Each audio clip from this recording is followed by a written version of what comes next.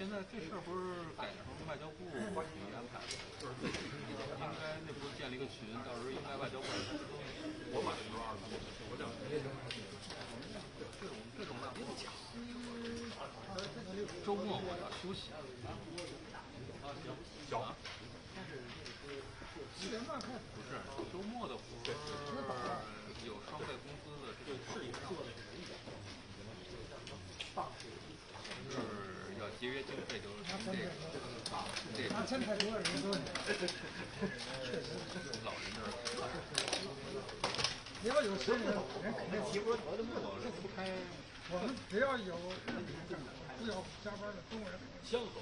现在是明确跟我说了，礼拜六、礼拜天绝对是日本啊，都是年轻人，因为他们没有给年轻人，中国人绝对出不了两班没讲，中国人干完了以后干点撤下来。加班不干的，加班的话一个小时再花200块钱。我现在的到现在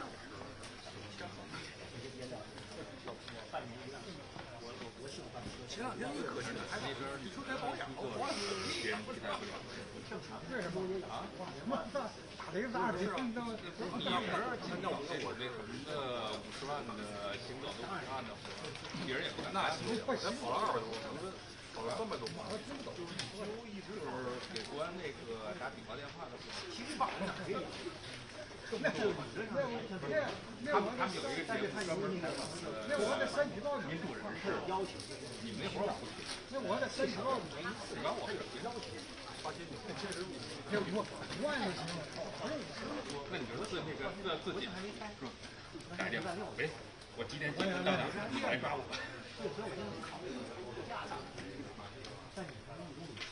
这种活现在说白了，也就是你们编制才有，别的台下的人干，太危险，而且还没收视率，还是电视。没有维修方案。干了以后，你生气了。你们这不是你们那记者更多的是给那个主要是我买这些有合适。那会儿做跟姓什么跟开车上就是你说完了以后，先就然后还打颠覆，不是电车上只要你还是就知道，还是这么有讲，还放光多看，这样多来是放着，没放光，看充满放光的，有机会您把画面截屏好，这不就来了？电视管理可以充满。今天晚上通到白了，他为什么不允许？是因为电视礼拜一老婆我直播，最严格。习近平跟特别多多少关，然后他就进门去堵，那儿已经拍到结尾了，他们那个记者愣一下，还说得说完了，但是就是那句话给录进去了。一般1个小时。对。读报告读一部分，然后回答10多个问题，10多个问题。对，那会儿电车，电车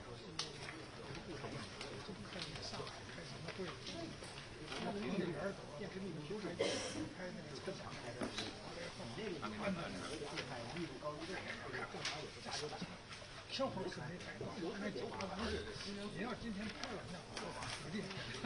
这边海丰现在15分钟提出，但确实不变长。可是说的一啥没有，就是没有还无所谓。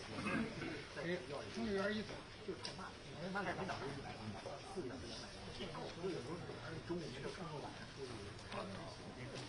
没事就得讲。那不至于，你要说就上下班了，1星期没有4天。就够。他开多少钱？这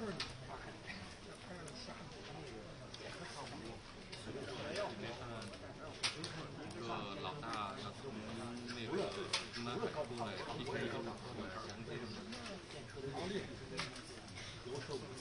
生怕你这种人出去先中，而且还能提前入车。其实那些都无所谓，因为现在它热的太快了，提前到热就你上了车一开一摁，我一不小心热风啊，做一些热，因为它现在基本上咱们国内做的都是一升半出的，但是做加热这些热，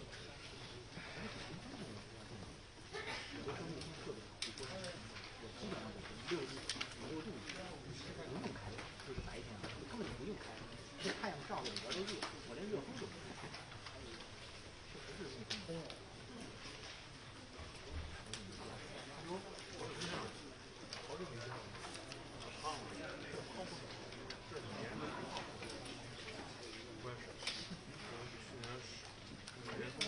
我感觉你还瘦了，去年瘦了，现在要胖了，瘦到了160，现在180。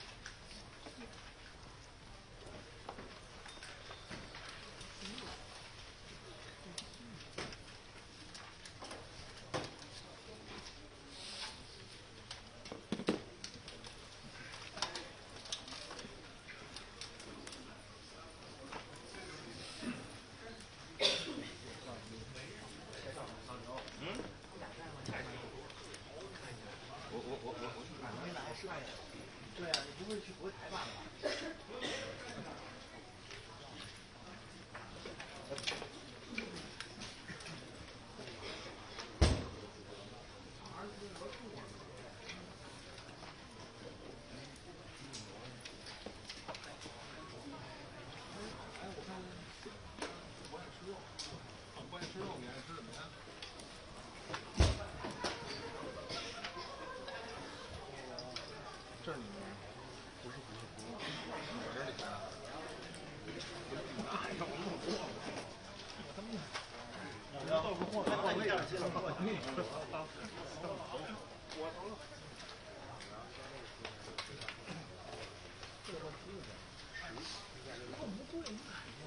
我他妈还嫌我出去多累嘛？你们那里专门有人报梯子吗？我们哪有人报梯子？没人买。你说，你他妈弄一姑娘，你他妈让人报梯子报架子？我又没报姑娘，我让姑娘报梯子怎么了？你他妈是想报，你他妈是想报人姑娘，你这不腾出来手吗你？是不是老？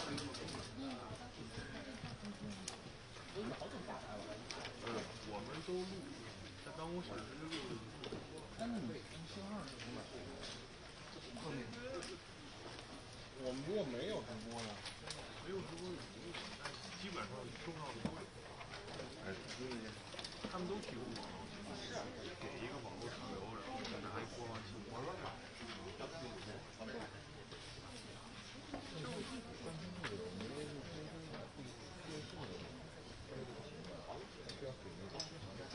有声就行，他们认为要求就有声就行。从哪儿？我没搞过去。有卫星的，还有网络的。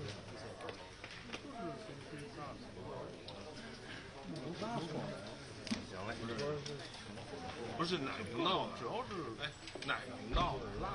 四川。不是。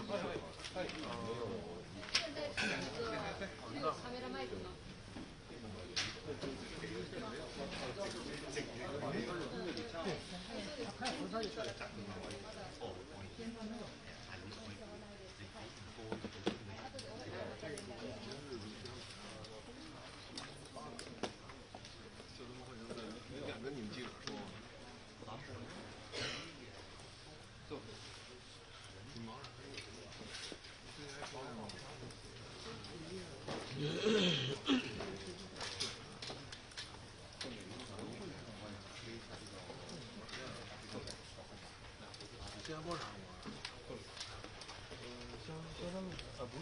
香格里拉啊，香格里拉都打开了，但是东方那边还没开始。哎，那我先把它放这儿。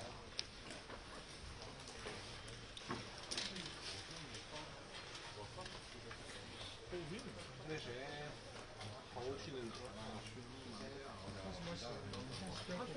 这怎么是那个？下班给他他先去的韩国，他从韩国去的。还他韩国回来然后去马来西亚。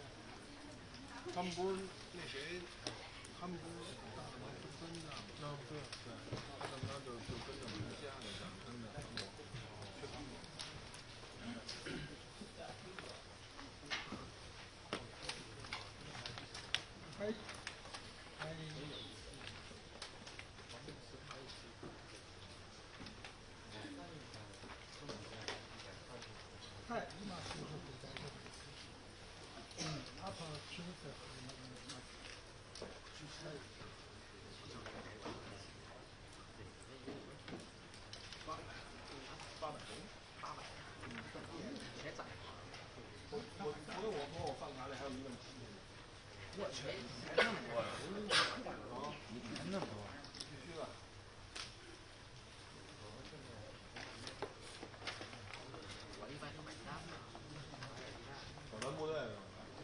导弹部队，什么都当买了一份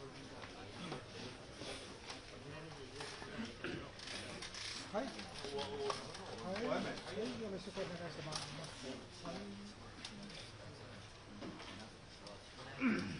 我还有今年那边还有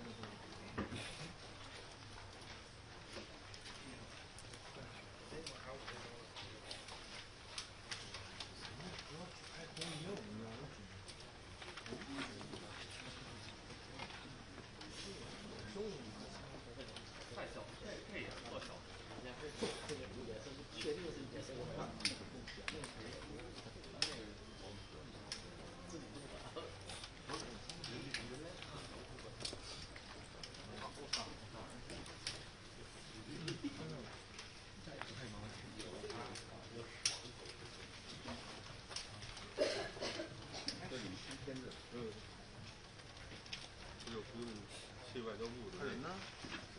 喊人呢？但是你还得给人但是慢。让他进。他那儿一专门的政策，这个都是摄影机的。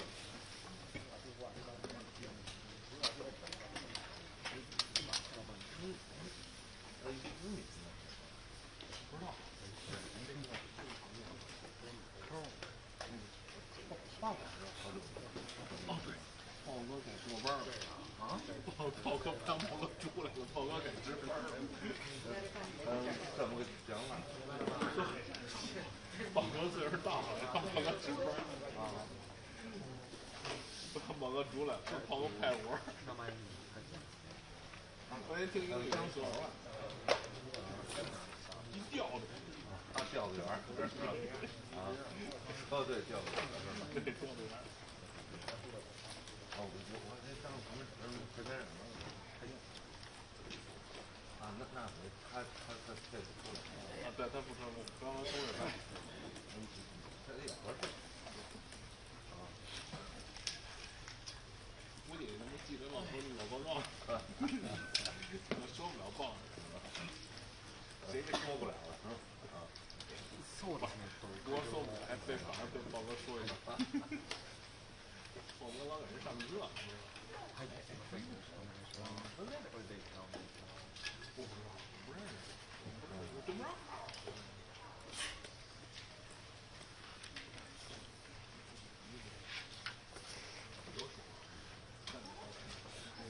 没地儿，你抢不过来。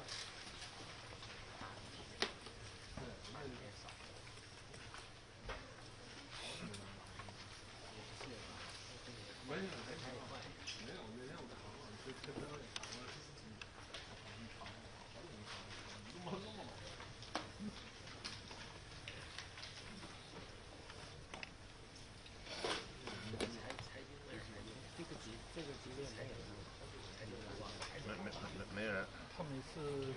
照相。他们在这特意给他们固定的机位，每次都在这。他们上，我这哇，我这有个空就行，是吧？这不插就完事儿了。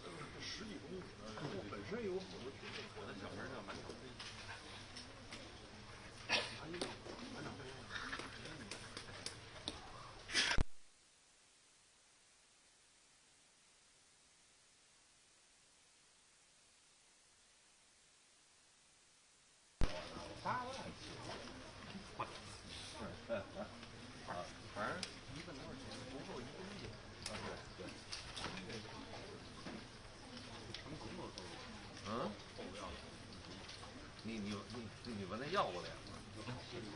你问他要过来呀？多少的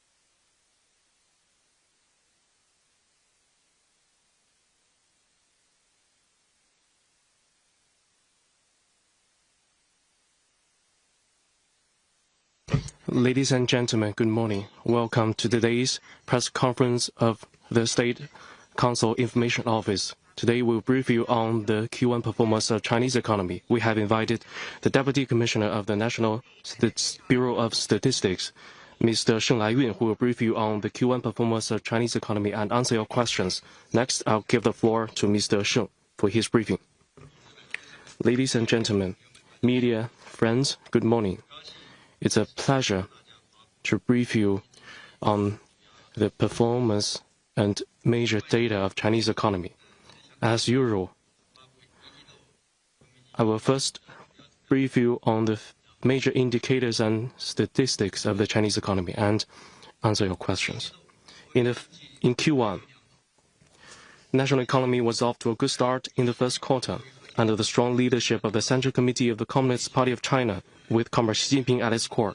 All regions and departments strictly implemented the decisions and arrangements made by the CPC Central Committee and the State Council, adhere to the general principle of pursuing progress while ensuring stability, fully and faithfully apply the new development philosophy on all fronts, accelerated the efforts to create a new pattern of development, took solid steps to promote high-quality development, and made efforts to improve coordination on a full range of macro policies. As a result, the effects of policies continued to unfold. Production and supply grew fast. Cultivation of new quality productive forces were accelerated. Domestic demands were increasing. Unemployment was generally stable. The national economy was off to a good start, and the high-quality development was advancing with new and positive momentum. According to preliminary estimates, Q1 GDP reached 31,875.8 billion yuan, up by 5.4% year-on-year at constant prices, or up by 1.2% over that in the Q4 of 2024. By industry, the value added of primary industry was 1,171.3 billion yuan, up by 3.5% year-on-year. That of the secondary industry was 11,190.3 billion yuan, up by 5.9%, and that of the tertiary industry was 19,514.2 billion yuan, up by 5.3%. In Q1, the value added of agriculture registered a year-on-year increase of 4%. The winter wheat maintained a stable sown area with a moderate increase and exhibited favorable growth in general. The spring farming and sowing was carried out in an orderly manner. According to National Planting Intention Survey, the intended sown area for rice and corn instead increased. In Q1, the output of pork, beef, mutton, poultry was 25.4%. 4 million tons, up by 2% year-on-year. Of this total, in Q1, growth of industrial production accelerated, and equipment manufacturing and high-tech manufacturing registered faster growth, grew by 6.5% year-on-year in Q1, 0.7 percentage points faster than 2024. The value added of mining increased by 6.2% year-on-year, and manufacturing increased by 7.1% year-on-year. Production of supplying electricity, heat, power gas, and water increased by 1.9%. Analysis by types of ownership show that value added of state-holding enterprises was up by 4.2% year-on-year.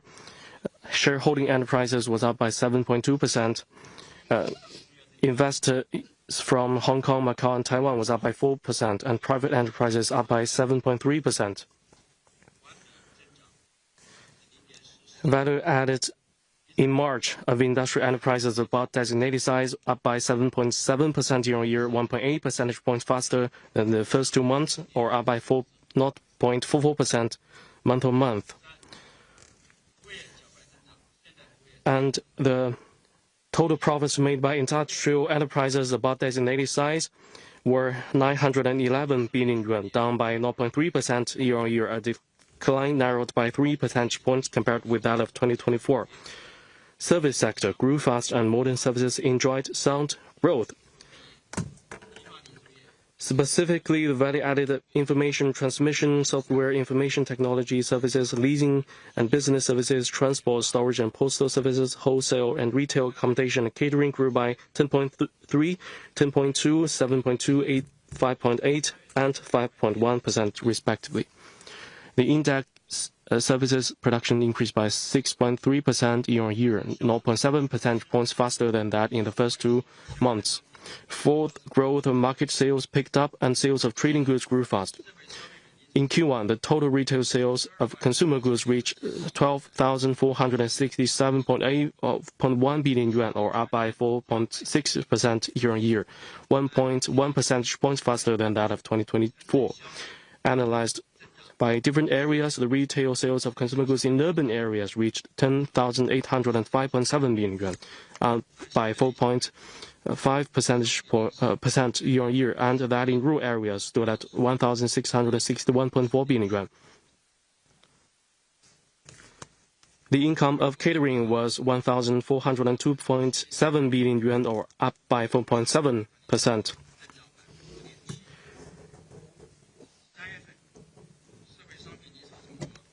Or consumer goods was up by 5.7%. In March, the total resales of consumer goods grew by 1.9 percentage points faster than that in the first 2 months, or up by 0.58% month-on-month. Investment in fixed assets remained stable with a moderate increase, and investment in high-tech industries grew fast. In Q1, the investment in fixed assets reached 10,317.4 billion yuan, up by 4.2% year-on-year and 1 percentage point faster than that of previous year. The investment in fixed assets was up by 8.3%, with an investment in real estate development deducted. Specifically, investment increased by 5.8% year-on-year, manufacturing up by 9.1%, and real estate development declined by 9.9%. The floor space of newly built commercial buildings sold was 218.69 million square meters, down by 3% year-on-year. A decline narrowed by 2.1 percentage points compared to that of the first 2 months. The total sales of newly built commercial buildings were 2,079.8 billion yuan, down by 2.1%. By industry, the investment in primary, secondary, and tertiary industry was up by 11.9% and 0.1% year-on-year. The investment in high-tech industries grew by 6.5% year-on-year. 6, imports and exports of goods maintained growth and trade structure continued to optimize. 7, consumer price was generally stable and producer prices for industrial products dropped, which have been released, and I will not further elaborate on that. 8, employment was generally stable and urban surveyed unemployment rate maintained stable with a slight decline. In Q1, the urban surveyed unemployment rate averaged 5.3%. In March, the surveyed unemployment rate in urban areas was 5.2%, 0.2 percentage points lower than that of the previous month.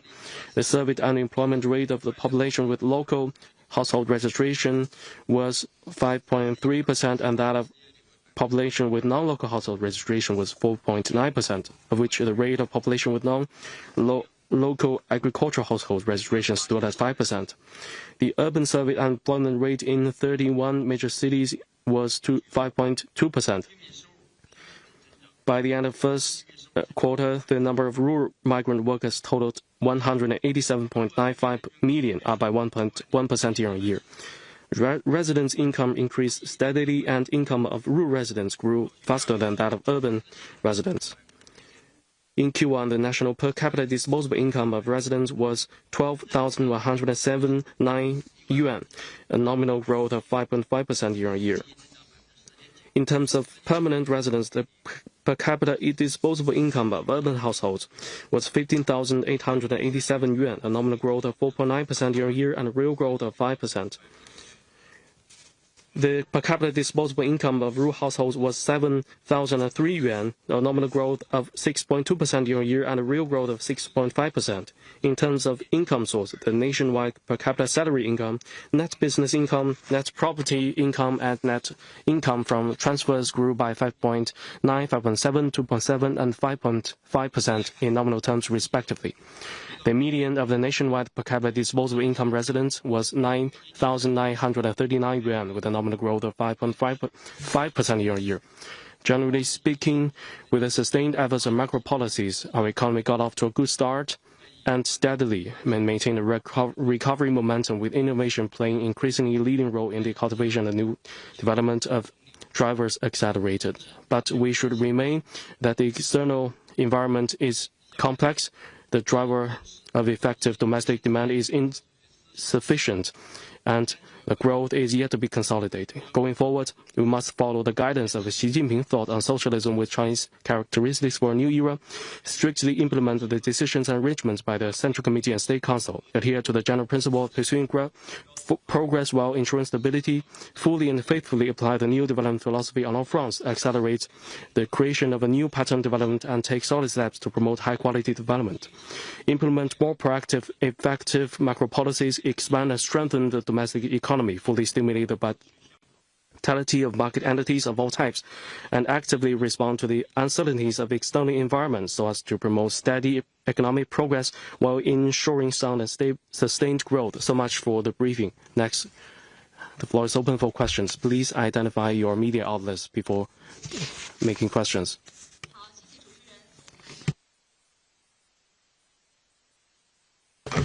We noted the released data. Overall, there were fairly good performance in Q1. How do you rate the overall performance, and what are the main reasons? Thank you. Thank you for your question. Since the beginning of this year, the international landscape is fraught with turbulence and transformation. The pain of structural adjustments were being released and posing challenges to domestic enterprises. Despite the complex situation, the visionary and scientific decision-making of the Central Committee have enabled all departments and regions to earnestly and faithfully implement the arrangements and plans of the Central Economic Work Conference and the 2 sessions. We put efforts with enterprising spirit to make proactive and effective macro policies, effectively responded to risks and challenges. As a result, we have a good and stable start of our economy, with new progress for high-quality development.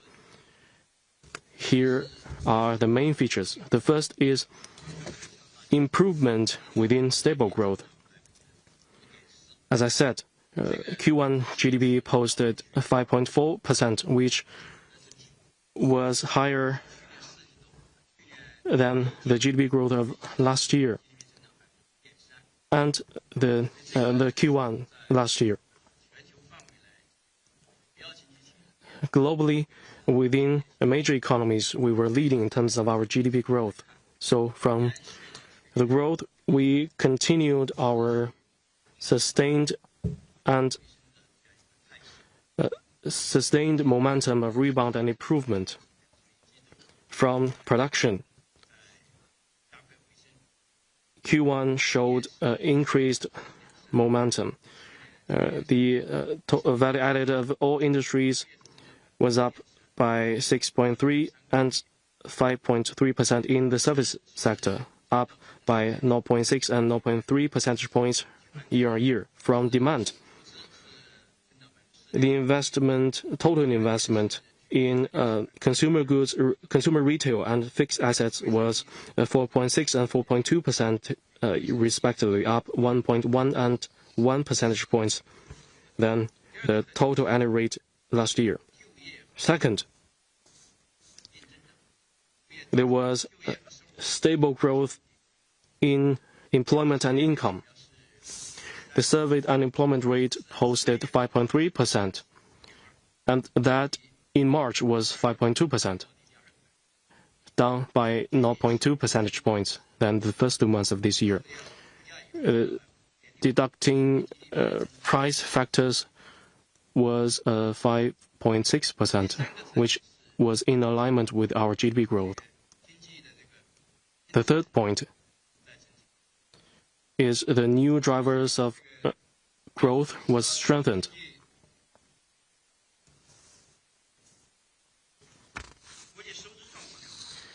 Our balance of payments remained good. In Q1,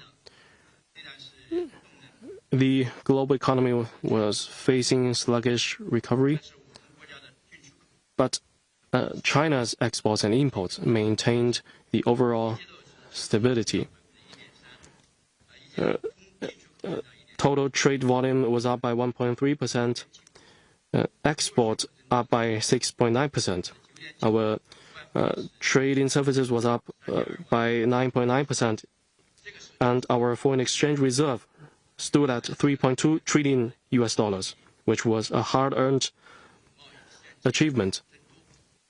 We know that since the increased trade restrictions, our trade volume increase of 6.9% show that our resilience in our foreign trade. The fourth point is our new and good progress in terms of high-quality development. While achieving appropriately increased output, we have been cultivating new quality productive forces and remain the overall trend of high-quality development. There were breakthroughs among many sci-tech innovations, and the value added of high-tech manufacturing industries grew by 9.7%. In terms of green development, clean energy, the portion of non-fossil energy consumption was up by 1.5%.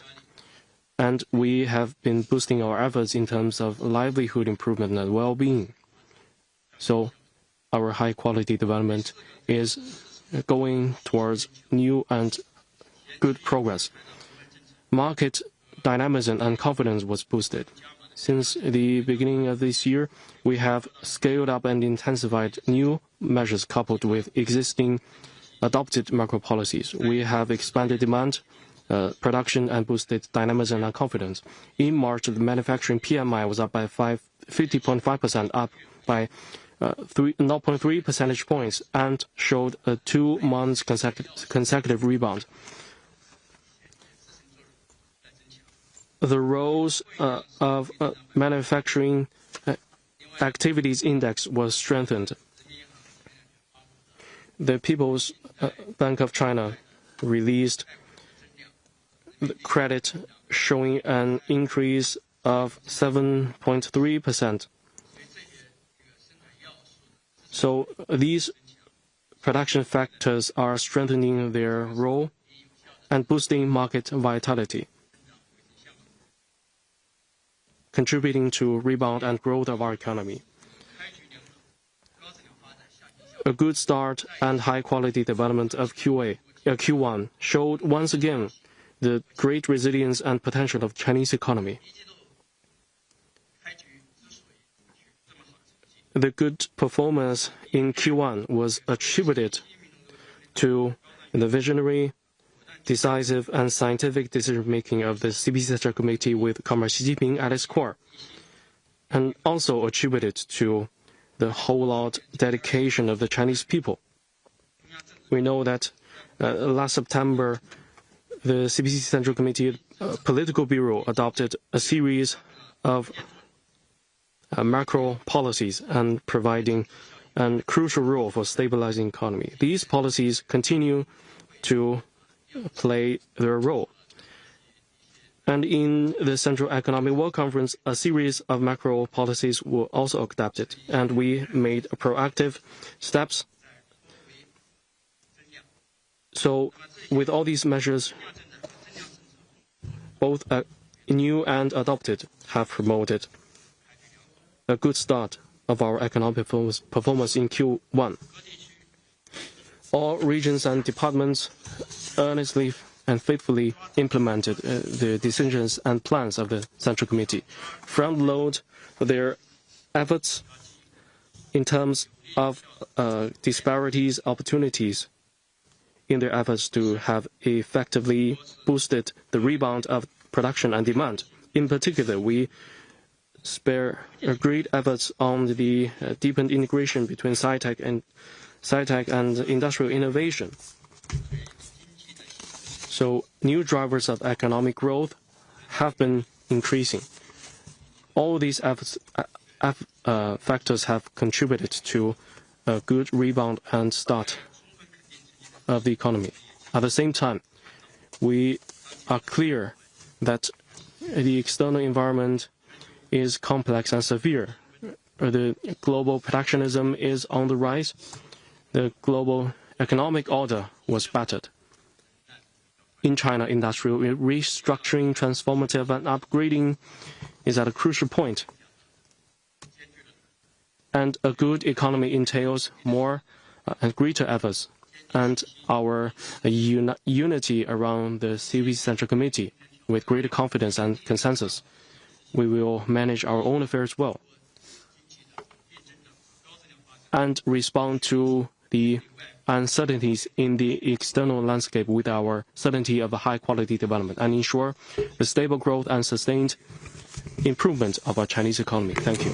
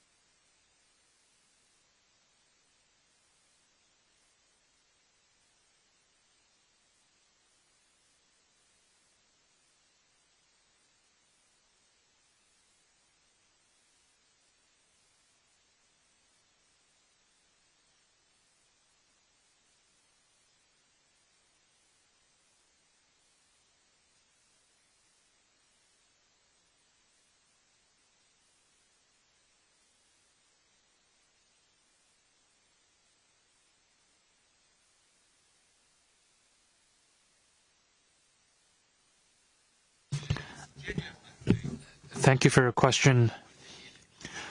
We firmly oppose trade barriers and trade bullying because this serves no one's interest. It is in violation of the laws of economics, in violation of the WTO rules, and it also undermines the global economy. It is a drag on global economic recovery. We support the series of countermeasures rolled out by the Chinese government because this is imperative for China to defend its legitimate right and interest and to defend the multilateral trading system and international trade rules. In the short term, this tariff will pose certain pressure on China's economy and trade, but it does not change the overriding trend of China's economic growth because we have strong fundamentals, big potential, and robust resilience. We are in the position to properly handle external challenges and achieve our growth target.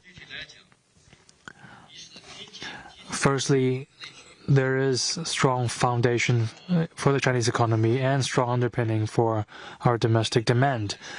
After 4 decades of reform and opening up, China is now the second largest economy.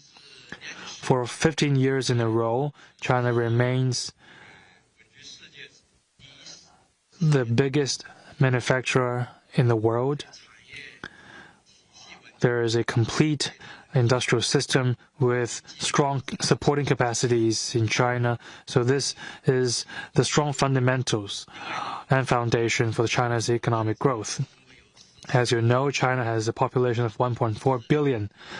There is a massive domestic market. We have per capita GDP of over 13,000 RMB. We are on the cusp of upgrading our consumption. There is big potential for our consumption and for our investment. There is big room for improvement. This also underpins China's sustained growth.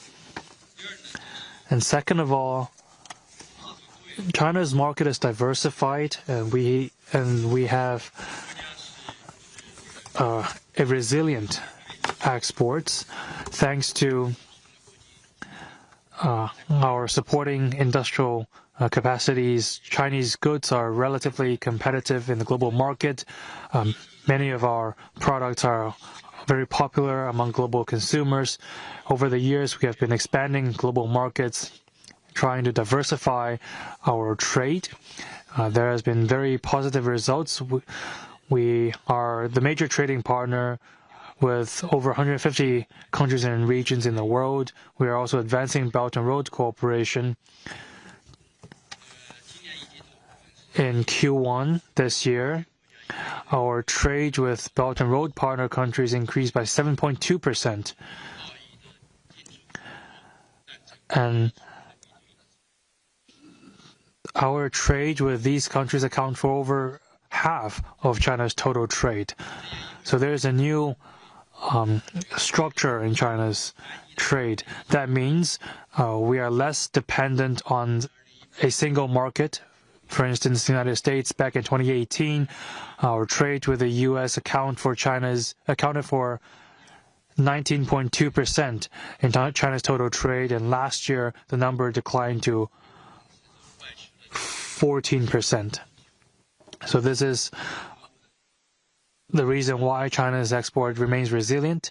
I just told you the numbers of China's trade in Q1. Despite growing external challenges, China's export increased by 6.9%.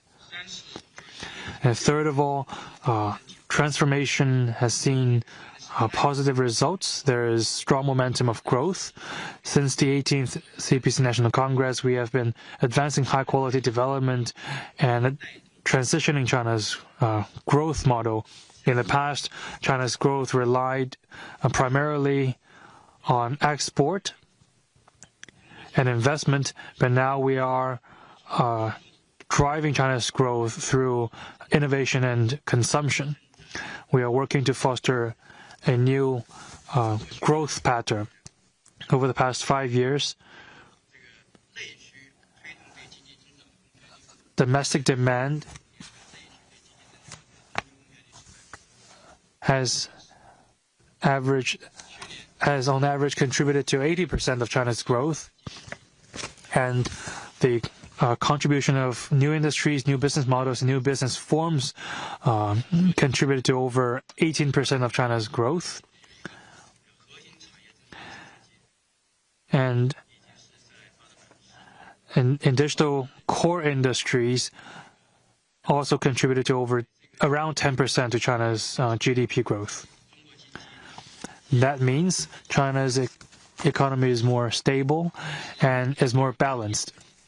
Fourth, we have sufficient experience to handle challenges, and we have policy safeguards. The Chinese economy has weathered storms. Over the years, we've been through the Asian financial crisis, the global financial crisis, the trade friction with the U.S., and we have also overcome challenges posed by COVID, but we have emerged even stronger. We have accumulated sufficient experience on macro policy adjustment. The Central Economic Work Conference has predicted the possible challenges we might face this year, and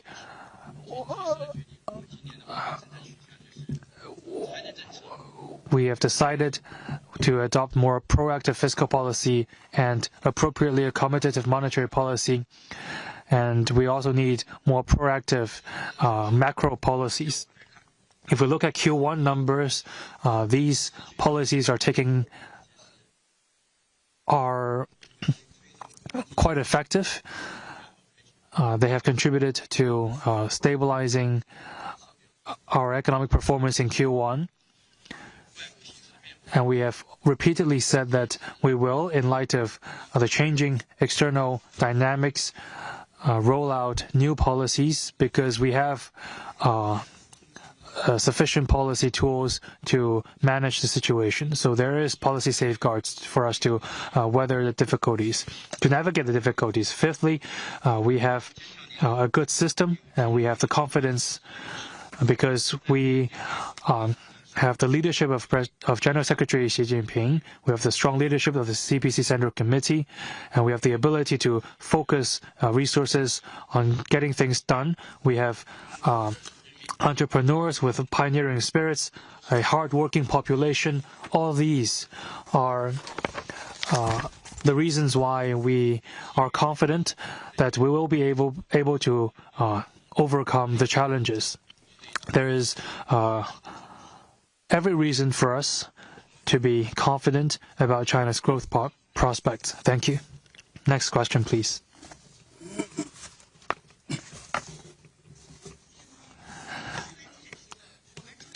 We have noticed that the Central Committee has rolled out a number of macro policies, for instance, on equipment renewal and trade-in of consumer goods, as well as policies on the property market. So what is our comment on those policies? If we look at the numbers, the statistics we just released, we can see the positive impact of our macro policies. I've said repeatedly that thanks to the set of macro policies released in Q4 last year, those policies have enabled us to reverse the downward trend of the growth and helped stabilize the economy. And this year, we will adopt more proactive fiscal policy and macro policies. Many of those policies will be even more robust. For instance, the equipment renewal and trade-in of consumer goods that you just mentioned,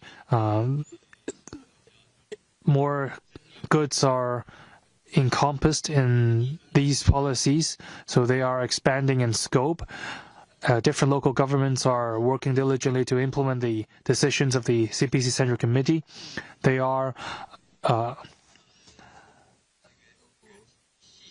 have rolled out more specific policies to implement the instructions of the Central Committee in light of their local conditions.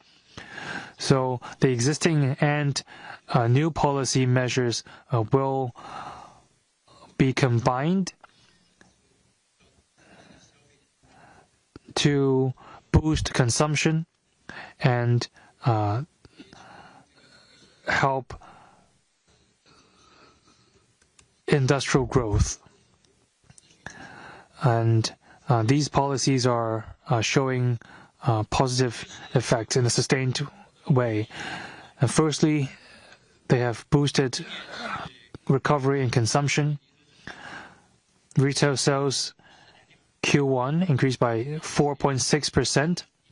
That is 1.1 percentage points faster than the same period last year, by 1.1 percentage points faster than last year.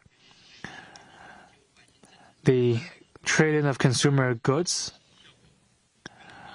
have more notable impacts.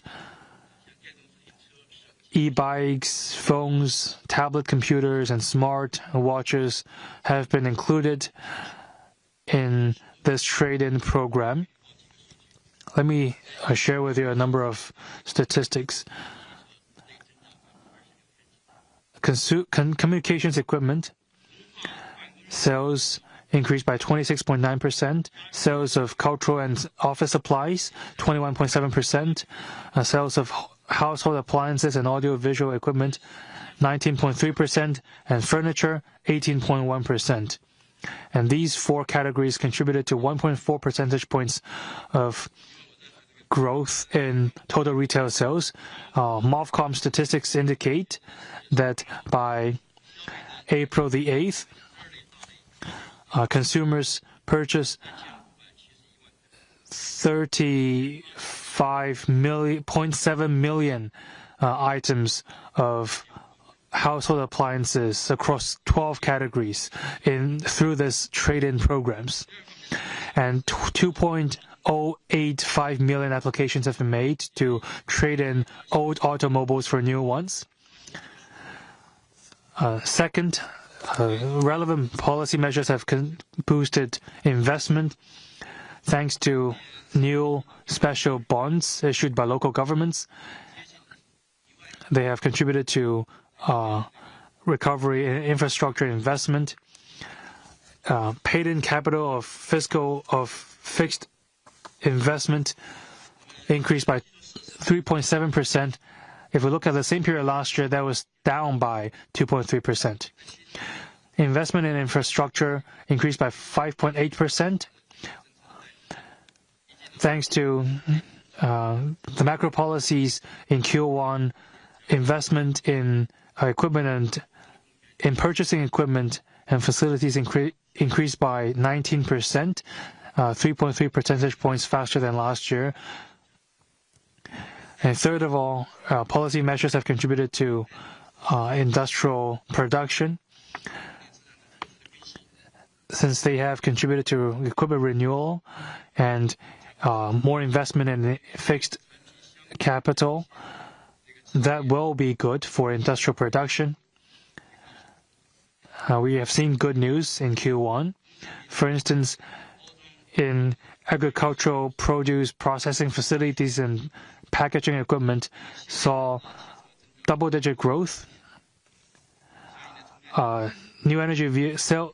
of new energy vehicles increased by 45.4%. That contributed to 26.3% growth in power stations. And fourthly, policy measures have helped activate the market because it contributed to better circulation of the economy.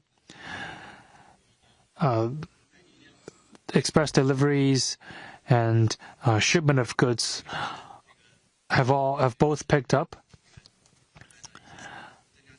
We have rolled out new measures this year to stabilize the property market and the stock market. They have been quite effective.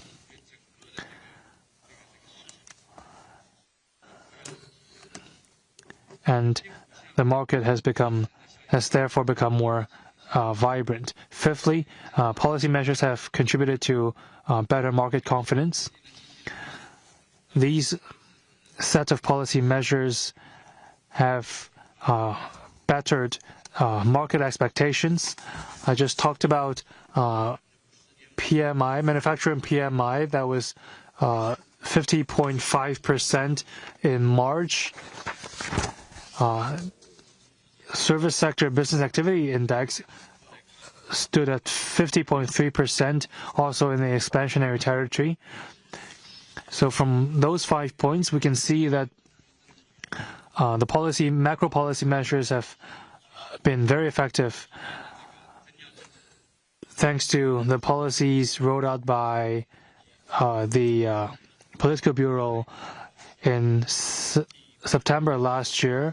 We have successfully stabilized the economy and recovered the economy. Going forward, we will implement these policies even better in order to ensure sustained and healthy growth. From SEMP, could you please share with us how consumption fared in Q1? What will the Chinese government do to uplift domestic demand? Consumption is not just a matter of economic growth, it is a matter of people's livelihood. So the CPC Central Committee and the State Council set great store by expanding demand. the Central Economic Work Conference and the Government Work Report this year both stress the importance of boosting demand and expanding domestic demand in an all-round manner. This is the top priority of our work this year. As you know, on the 16th of March, the Central Committee and the State Council jointly issued a special action plan for boosting consumption, which provides policy support for expanding China's consumption. And these policies have seen positive outcomes. First of all, market sales have recovered. I talked about the total retail sales, Q1, that was 12.5 trillion yuan, increasing by 4.6%. That's 1.1 percentage points faster than the yearly average last year. And in March, the number was 5.9%. That was 1.9 percentage points faster than the number in January and February. And second of all, sales of goods increase relatively fast. I talked about equipment renewal and trading of consumer goods. And thanks to those policies, several consumer goods have maintained double-digit growth in their sales. And third of all, service consumption is still burgeoning. In Q1, thanks to policy support in the service sector, sales in the service sector increased by 5% in Q1, 0.4 percentage points faster than the sales of goods.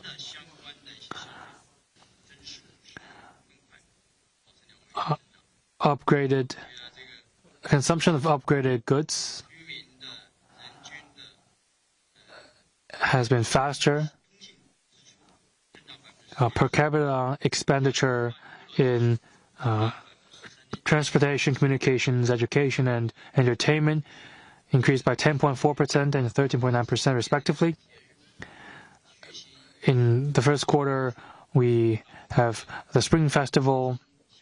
Therefore, that holiday period saw relatively fast growth in people's transportation and in their consumption. Per capita consumption in the service sector increased by 5.4%. That accounts for 43.4% of our total consumption,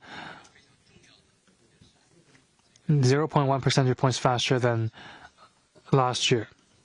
We are seeing a broad room in the expansion of consumption and services. Fourth, new growth drivers, consumption of new growth drivers are also making progress. We have seen artificial intelligence, live streaming sales, night economies, digital consumption, AI goods. There are also consumption in culture-related goods. In all these specific markets, we are seeing rapid growth of consumption. In particular, the movie Ne Zha has seen 15 billion RMB yuan in its box office. There are new scenarios of consumption. There are new products to be consumed. That demonstrates new growth drivers in China's consumption, and it also demonstrates that there is a bright prospect in China's consumption in many new sectors. So in Q1, thanks to policy support, consumption is being upgraded. We know that consumption is dependent on people's income. We must act in line with the CPC Central Committee and the State Council, deliver on the special action plan on boosting consumption, increase people's income, reduce their burden in order to increase their consumption capacity. We will also unleash the potential of consumption, improve the environment of consumption, increase people's MPC, and help the sustained growth of China's economy. 21st century economy paper. We noted the drop of the CPI in March. What were the reasons? And how do you rate the price trend? The two sessions targeted the CPI domestic at around 2%. How do you predict the next movement, and what is the yearly target? Thank you for your question. I know that all people are concerned about the prices movements, which not just hinges on the inflation of the macroeconomy, but also on the activities of people's activities. About the price movement, I have 3 points to share. The first, I would like to provide my analysis about the downward movement of CPI in March. It was mainly because of a slight drop of seasonal fluctuations and international factors. The CPI in March was 0.1% drop. And in Q1, that was also 0.1%. The figure in March dropped by 0.4 percentage points, and then the first 2 months, and decreasing month on month. First, it was because the seasonal pullback of agricultural products, and also the winter that we just passed was a warm one, coupled with global warming. We had a surge in fresh food, so the food prices were pulling back. So in March, the food prices was down by 1.4% month on month, driving a 0.24 percentage points of the month on month CPC decrease, accounting for 60% of the overall decrease of CPI, which was brought by the seasonal pullback of food prices. And also, after the Spring Festival, there were less travels. So travel-related expenditures, including flight tickets, were on a seasonal decline. In March, flight tickets were down by 11.5% month on month, and travel prices down by 5% month on month. These two figures contributed to 0.13 percentage points of the month-on-month CPI drop. Third, we should also consider the drop in the international crude oil market prices, which triggered the adjusted decline of the domestic gasoline and other consumption prices. In March, the domestic gasoline was down by 3.5% month-on-month, contributing to 0.12 percentage points of month-on-month CPI drop. And all these factors contributed to month-on-month and year-on-year pullback of the CPI. My second point, we should view the price movement at low levels comprehensively and objectively. Over the past 2 years, no matter CPI or PPI, they were operating at low levels. The reasons behind these figures, including the domestic complex changes in the domestic macro policies and the trend-driven prices decline triggered by the transitioning of the Chinese economy, and also a crucial stage of transition of economic growth from old to new ones. The traditional drivers were on the decline. So we adjusted prices to reshuffle the market, and also new drivers are on the rise. New drivers are in dire demand, but overall, new drivers induced growth can counterbalance the pullback of the decrease of old drivers. So overall, that was the situation of the low levels of CPI prices. For example, the in-depth adjustments in the property market have made some impact and have the spillovers in the decline in prices in construction materials and steels, among other sectors. From 2016 to 2019, ferrous metal smelting and rolling process industry with steel, as an example, was up by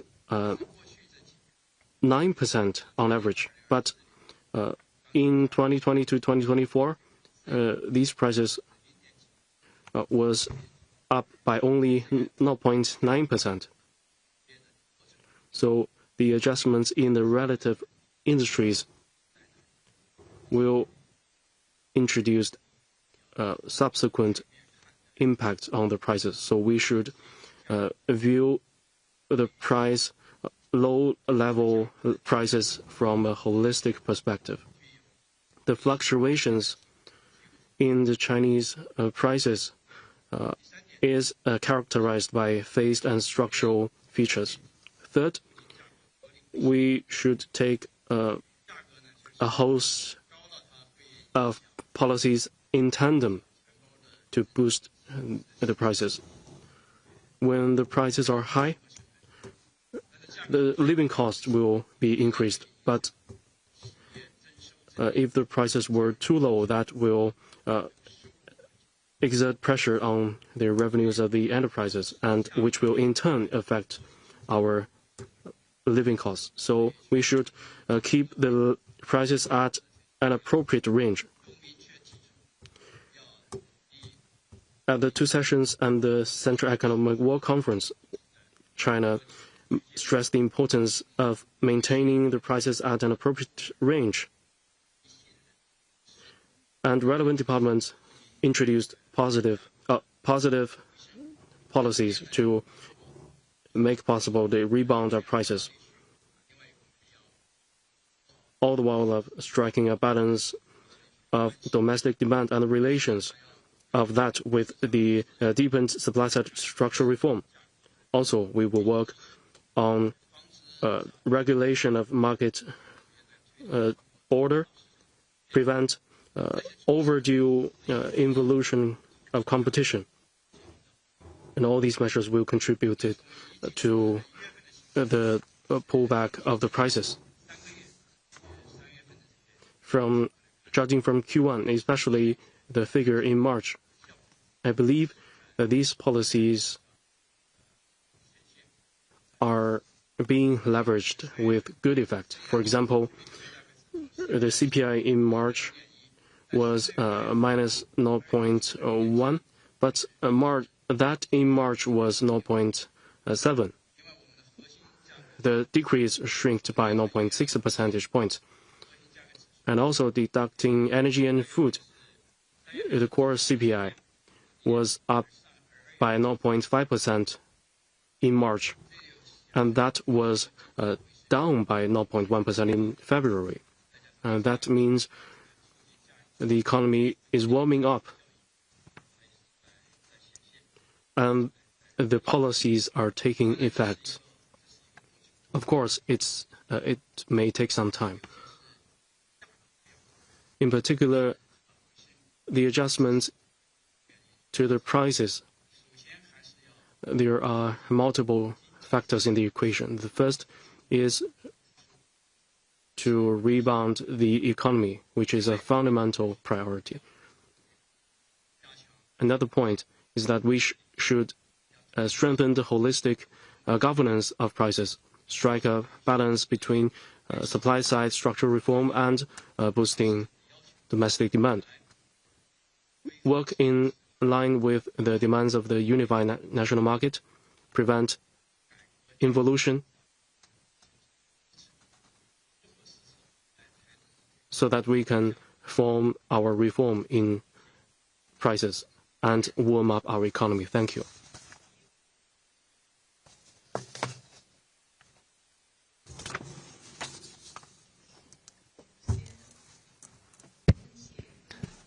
Some analysts believe that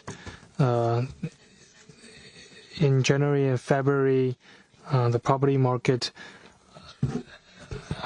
there is some optimism in the property market in the first 2 months, but pessimism was probably the word to describe the March property market. So what is your comment? Broadly speaking, the property market is seeing a turnaround. In March, some believed that relatively worse numbers might mean that the policy effect is diminishing, but we will announce the housing price statistic today. But let me say that in both Tier 1 and Tier 2 cities, in new or second-hand housing, we are seeing positive developments in their prices. In Tier 1 cities, the price has increased compared to previous month. And in Tier 2 cities, the number is relatively the price is relatively stable, and in Tier 3 cities, the price has declined by a narrower margin. But we are not seeing a weakening in the property market in March. This is point number one. Number two, from the policy side, thanks to supportive policies, the property sector is still recovering. Since Q4 last year, the Central Committee has stressed the imperative to stabilize the property market. Relevant departments have rolled out measures to support and implement that decision, increasing the volume of trade, improving the investment in the real estate sector, including stepping up efforts to renovate rundown neighborhoods, building more affordable housing, rolling out a wide list in the property sector to support the financing needs of property developers. If we look at the trade, the transactions in the real estate sector, it's improving. In Q1, the for the floor space sold was down by 3%, but that was 2.1 percentage points slower than January to February. And if we look at sales revenue, it was, despite the fact that it was down by 2.1%, it was 0.5 percentage points slower than the first 2 months. In Q1, the floor space sold of newly built commercial housing was up by 0.6%. In Tier 1 cities and Tier 2, Tier 3 cities, the prices are declining by a narrower margin. Many cities are seeing prices being more stable. Property developers are seeing better operations because of a pickup in sales, and especially the implementation of the white list policy. These property developers are seeing better cash flows. In Q1, in the capital or in the funding of these property developers, the share of loans and mortgages declined by 3.8 percentage points and 4.7 percentage points slower than the first 2 months. That means that supportive policies in the real estate sector are taking effect. Broadly speaking, the property market is still undergoing adjustment. Demand needs to be further unleashed. But if we look at the prospect and the room, because I said just now that in China we are seeing an upgraded demand and consumption, we are also advancing urbanization. There is still room for development in the property market. In particular, people are demanding good houses. There is a huge demand in that. In the future, we must implement the policies set by the Central Committee, step up efforts to build good houses,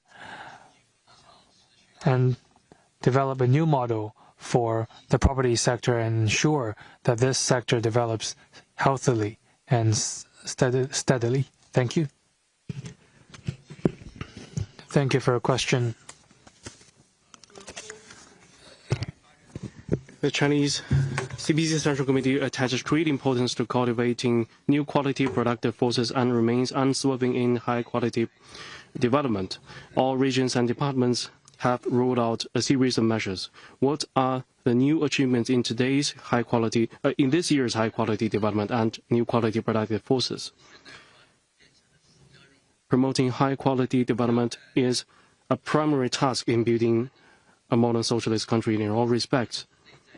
And developing new quality productive forces is an inherent demand and a very important focus in high-quality development. So the Central Committee attaches great importance to these aspects. All localities and regions also attaches great importance.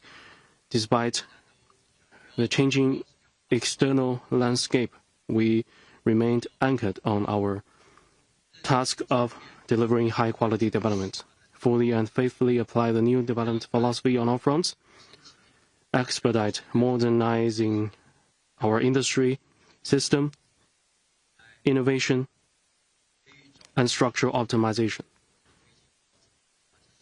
so that we can better promote high-quality development. According to our statistics, our achievements can be exemplified in 5 aspects. In Q1, the new quality productive forces is building up, and high-quality development is delivering new results. New quality productive forces is growing in Q1. All regions expanded their efforts on innovation. In particular, artificial intelligence, quantum communication, and other emerging industries and their subsequent implementation have driven the development of high-tech industries.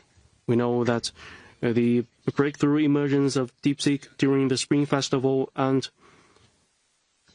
enabled robots are examples of China's strength in sci-tech innovation and represent a boost to Chinese market.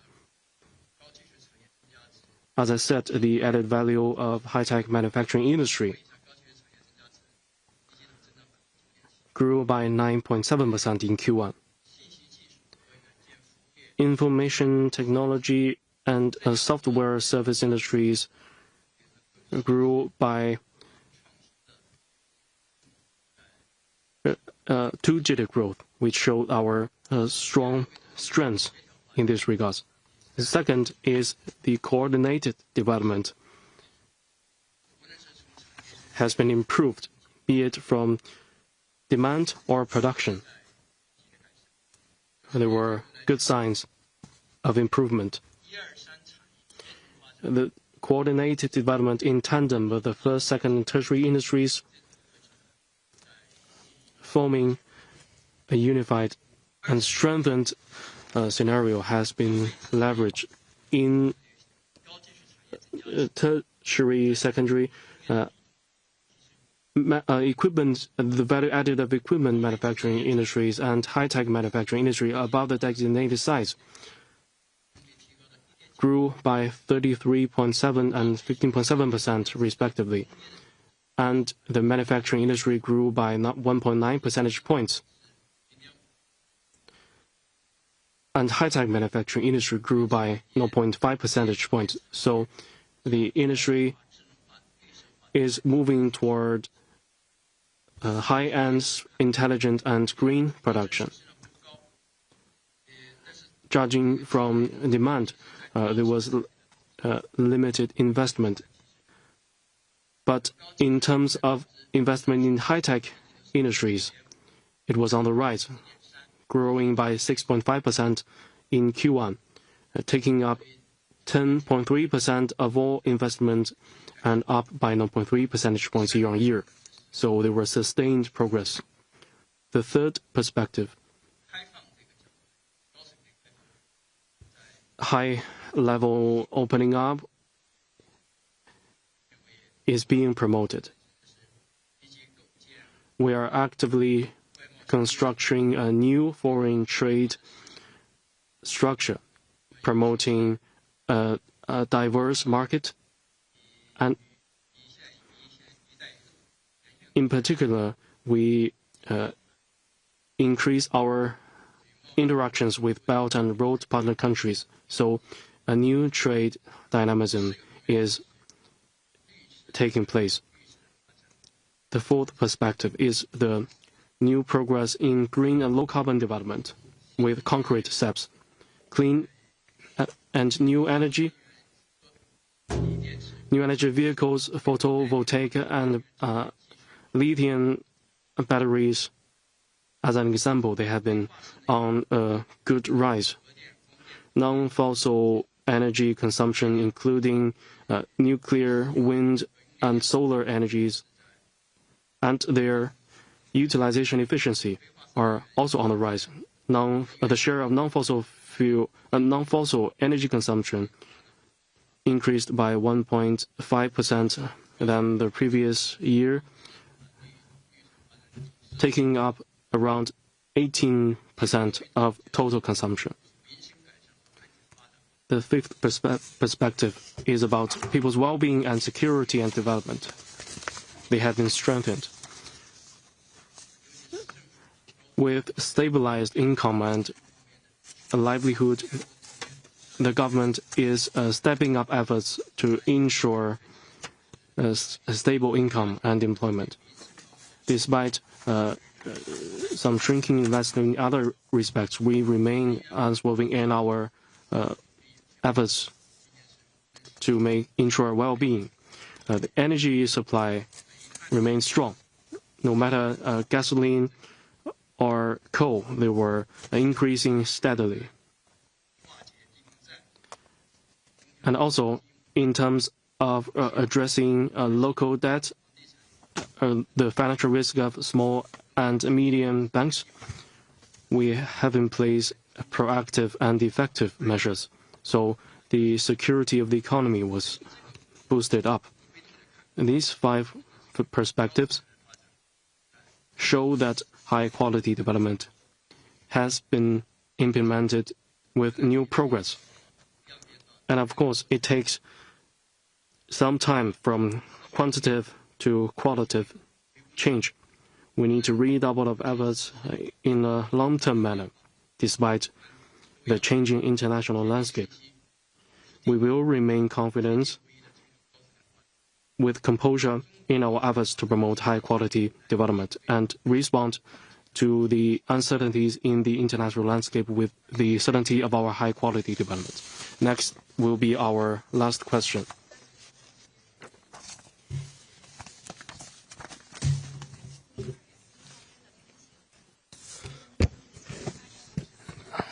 A private sector symposium was held earlier this year. How do you see the future prospect of the private sector? Thank you for your question. The private sector is an important part of our efforts to advance Chinese modernization. It is at the foundation of high-quality development. It is important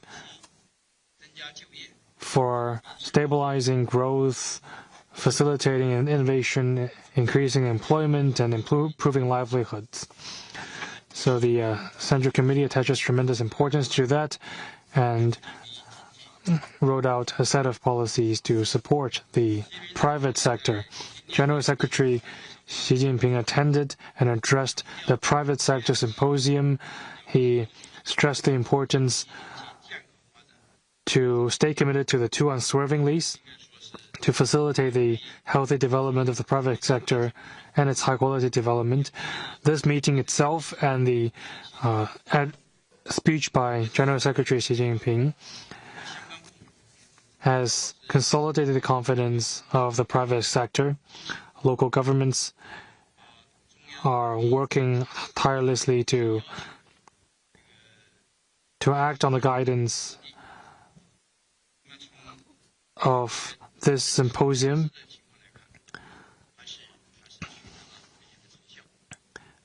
Important progress has been made. This is also manifested in Q1 statistics. Let me share with you a few of them. From production side, private businesses are seeing better operation in Q1. Across big companies, the value added of the private businesses and the small micro businesses have increased by 7.3% and 9.3% respectively. That is slightly higher than last year and also higher than the average of the industrial sector.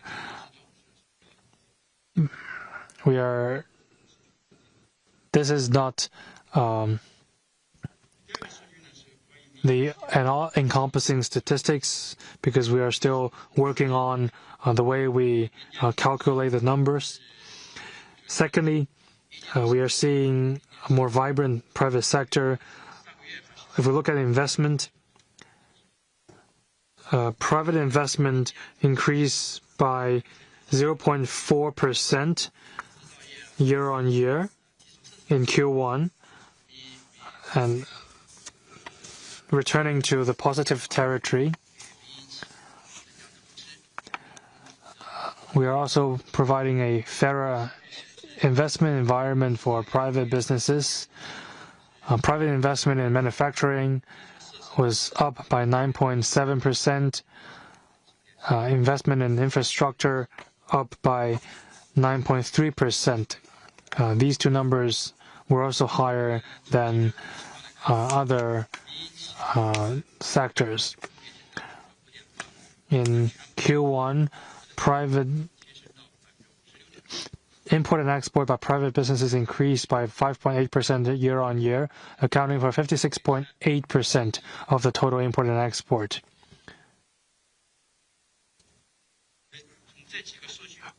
So from these numbers, we can see that these private companies are becoming more vibrant and they're seeing a better environment to operate in.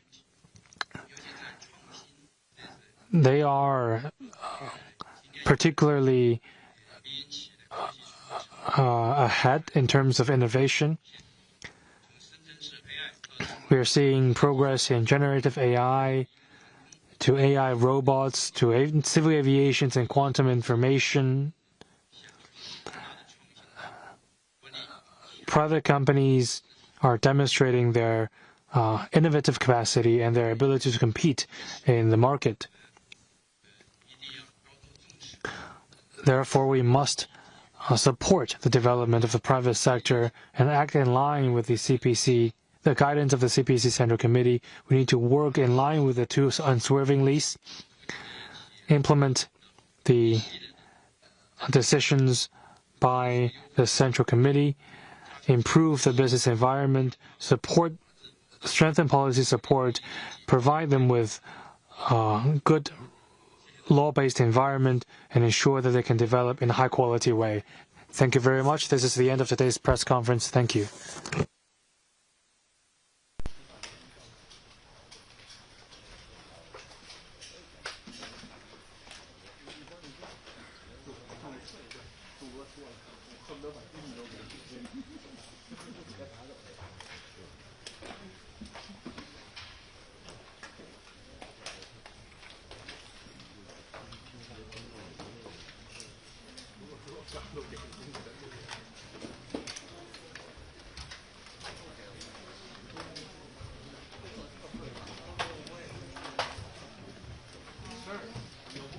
Hello, here again.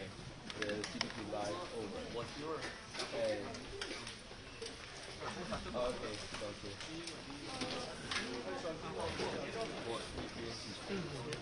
okay.